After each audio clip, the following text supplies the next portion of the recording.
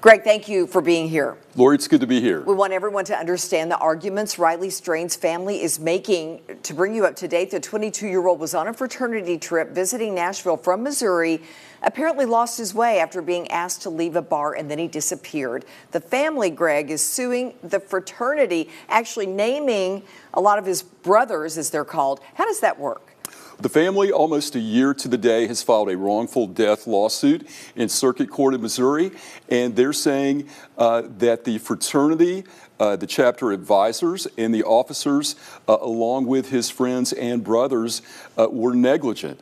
So it's going to be interesting to see how this plays out. Basically, they've alleged that they had a duty of care to Strain, that they breached that duty of care, and that breach was the proximate cause of his accidental drowning in the Cumberland River in Nashville, Tennessee. Let's quote that lawsuit, that part of it. Let's take a look. When a bar kicked Riley out, Riley's fraternity brothers had two options. One, go with Riley, make sure he was safe, take care of him, or two, continue to party. Riley's Delta Chi brothers chose to continue partying, and that's from the parents. That really does jump out at you. It really does, but three big questions are going to be answered.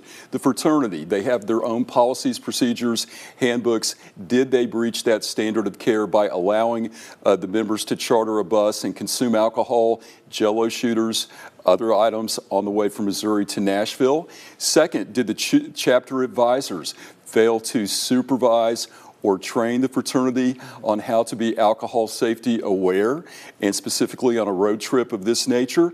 And third, and this is what's going to be interesting, and people all over the country are going to watch, does other members, non-officers, just brothers and friends, have a legal duty to intercede someone visibly intoxicated? And if they're not office holders, you brought up this point in our live stream, they may not be eligible for any insurance coverage. This could be a lot of money out of their pocket. A lot of money, and if they get dismissed, let's say a motion for summary judgment was filed saying there are no genuine issues of material factor law as to whether a friend has a duty to intercede, they still have to retain counsel. They still have to go through discovery.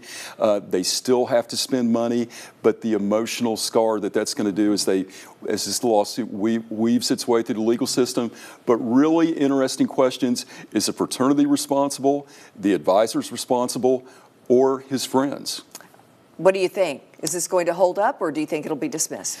I think that a lot of these claims are going to continue, and I think they're going to go before a jury. That's what the complaint is asked for. But I think a lot of these are going to be kicked by the court because if it's similar to Tennessee law, you do not have an affirmative duty to act when you see somebody impaired.